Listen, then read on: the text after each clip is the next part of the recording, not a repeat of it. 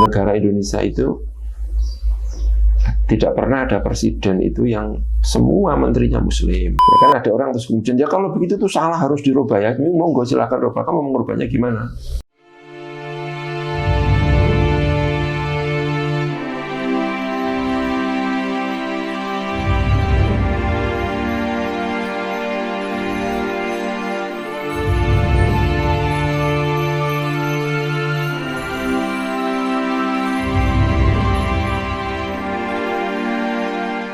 Nyuwun sewu tadi yang masalah peradaban yang fikih peradaban yang digagas PBNU itu arahnya kemana Gus? Yang sedang menggelisahkan PBNU itu arahnya kemana Gus?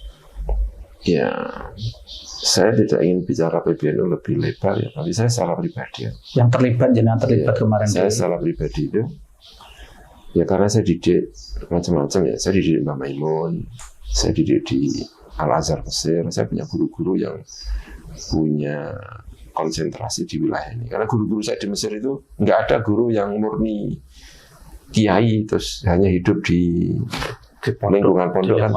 Guru-guru saya itu kan aktif di iya, guru-guru saya itu kan yang terlibat di negara. Karena Al-Azhar itu kan memang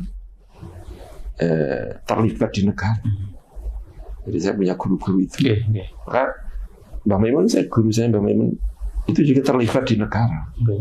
Maka Islam saya ini harus saya, kalau bernegara seperti apa? Bukan kok Islam seperti dalam kitab saja, ideal-ideal yang seperti dibayangkan, tapi ketika saya bernegara terus harus berinteraksi dengan harus bagaimana? Berdialog dengan kondisi pada waktu itu.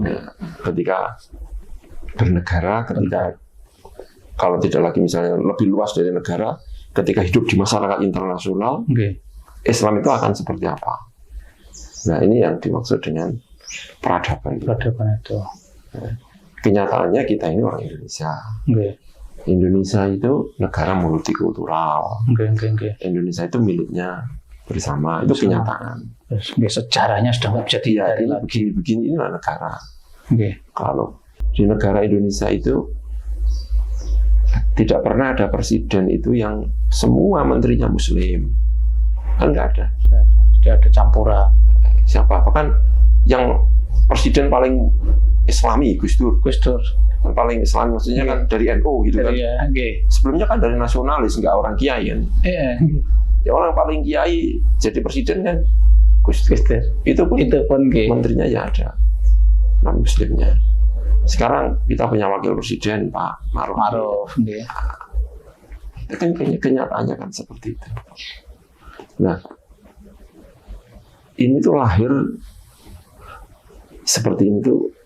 Terus kalau kita membaca Fathul Qorib, cara menjelaskannya seperti apa? Belum lagi kalau karena ada Indonesia, karena ada Malaysia, karena ada Hong Kong, karena ada Cina, karena ada Amerika, negara-negara ini.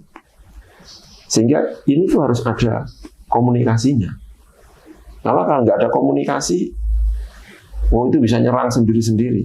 Nah, satu-satunya komunikasi tempat untuk berkomunikasi itu PBB.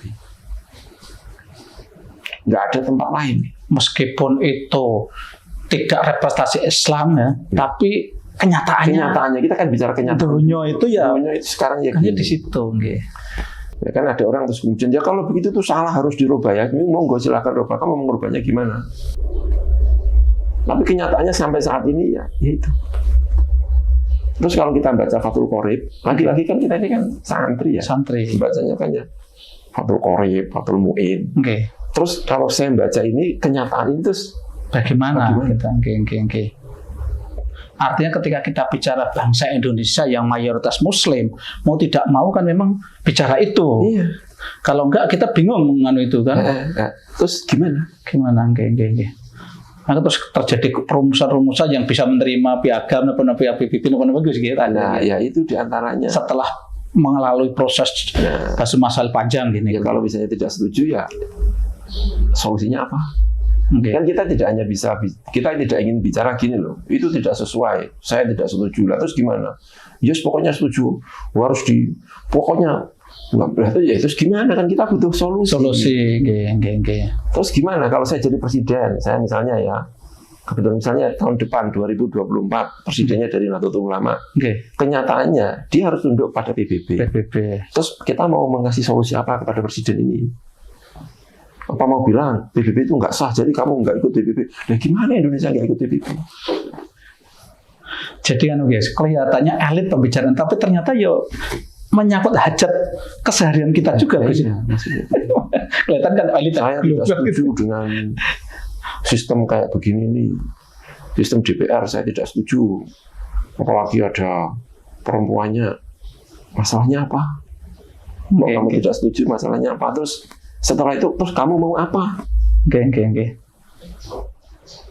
Apa mau mengundurkan diri? Kan Mbak Maimun nggak begitu.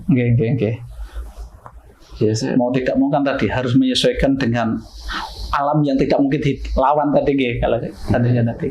Ya terus itulah yang kita bicarakan. Ini loh kenyataannya itu gini.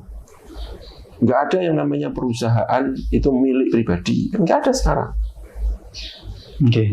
Ada nggak perusahaan besar yang milik pribadi? Nggak bisa. Dia nggak. Perusahaan besar itu butuh dana sekian, dan untuk mendapatkan dana itu pasti go public ininya, sahamnya. Nah, ketika go public itu nggak bisa kita bikin pengumuman harus muslim kan nggak bisa ya. Kalau di apa namanya Jakarta itu apa namanya saham Jakarta itu bursa efek ya, dimasuk bursa efek kan masa ada pengumumannya yang beli harus muslim, kan nggak bisa begitu. Maksud terus kita akan bikin sendiri. Nah ya lah, kan nggak ada solusinya. Makanya oh itu nggak benar lah ya, solusinya apa? Kalau kamu bicara itu jangan hanya mengatakan tidak, tapi kasih solusi. Soalnya ini itu darurat, harus ada solusinya. Dari perkembangan itu yang jenengan rasakan gimana, Bos? Nah, iya. Ide-ide ini masih terlalu sulit diterima apa kayaknya sudah? Ya, saya tidak menyampaikan ide, tapi menyampaikan masalah. Tapi kelihatan gimana? Artinya di pemahaman secara umum kelihatan itu apa masih agak asing gitu, Bos? Iya tentu. Kalau tidak sudah gol kan nggak rame.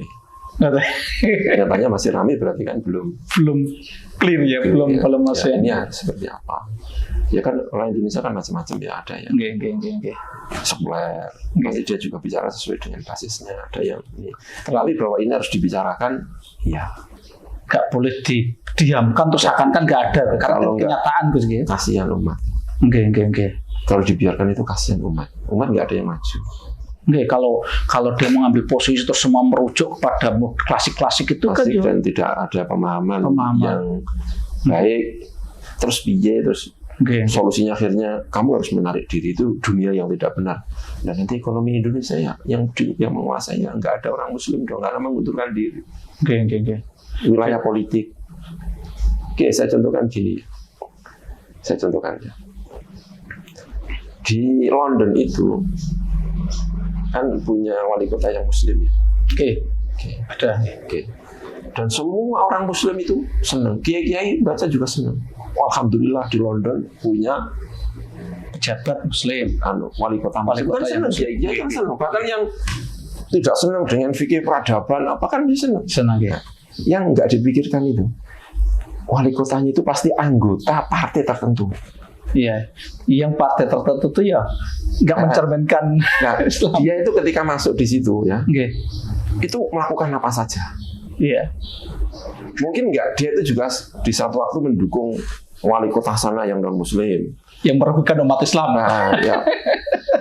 Orang ini yang akhirnya bisa jadi wali kota Muslim, proses dia pernah bisa menjadi wali kota itu kan melalui proses yang nggak karu-karuan tuh itu. Jadi subhataka. Pokoknya nggak karu-karuan. Nah, yang seperti ini tuh umat harus kayak panduan. Iki piye? Iya. Karena kalau nggak ada dia yang mau begini, kita tidak pernah punya wali kota Muslim di London. Kalau semuanya mau bersih terus, wiridan maunya harus bersih dengan sesuai dengan tidak sesuai dengan bayangan politik zaman kuno. Ya.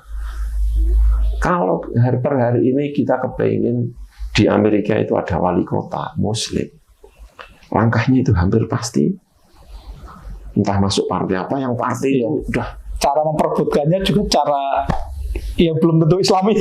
Itu baru itunya ya, belum yang lain. Yang lain, oke. Nah itulah yang disebut dengan yang kita bicarakan mengenai fikih peradaban, itu diantaranya masuk di wilayah itu.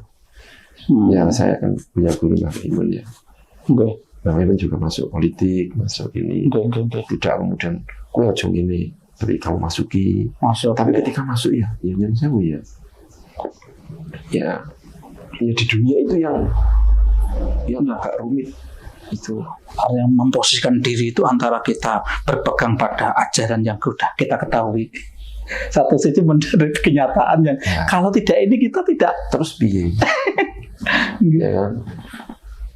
Bahwa yang memimpin negeri ini bukan orang khalifah dalam pengertian zaman kuno yang orangnya alim. Persyaratannya menjadi persyaratan yang imam. Kalau kategorinya mau dijadikan kriteria imam itu kan nggak masuk. Ya, kenyataannya ya Soekarno, Soeharto, terus SBY, Megawati, bahkan Megawati. Kenyataannya perempuan, terus Jokowi. Ya kenyataannya ini. Tahun depan juga mungkin presidennya siapa? Ya nggak tahu kita ini. Artinya tetap fokus dari fikih peradaban itu bagaimana agar umat Islam itu bisa eksis ya Gus ya di tengah-tengah perubahan, di tengah-tengah alam yang memang sangat berdanggah. Ya kan kita itu bicaranya kan soal Indonesia itu kan katanya 84% Muslim. Tapi kok tidak terbaca. 84% itu tidak terbaca dalam banyak bidang. Ekonominya tidak terbaca, politiknya tidak terbaca. Wong kita ini 84% kok politiknya enggak 84%. Ya tidak bermaksud menang-menangan, tidak pernah sama sekali bukan itu. Ekonominya apalagi kita ini 84%. Kenapa kok ekonominya tidak terbaca 84%? Tidak apa? Tidak terbaca bisa jadi karena delik tadi. Khawatir saya ini kan khawatir. Kenapa tidak terbaca? Karena banyak yang delik. Nggak mau masuk dalam arena dunia sekarang itu. Masuk arena harus punya panduan, makanya banyak yang tidak mau memberi panduan. Karena itu berat. Butuh tadi wawasan juga, refleksi juga harus kuat, penafsiran harus. Itu bagaimana agar Indonesia itu bisa 84%. Oke, kelihatan kontur Gus.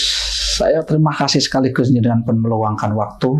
Semoga pembicaraan kita itu banyak membawa kemanfaat untuk masyarakat kita. Dan sekali lagi kalau ngapunten yang kadang ganggu waktu jenengan. Cukup sekian pemirsa, kita merasa bersyukur sekali sudah banyak hal yang kita peroleh dari Gus Ghafur. Semoga kita bisa mengambil manfaat, bisa mengambil inspirasi, mengambil pelajaran dari semua yang kita bicarakan tadi. Assalamualaikum warahmatullahi wabarakatuh.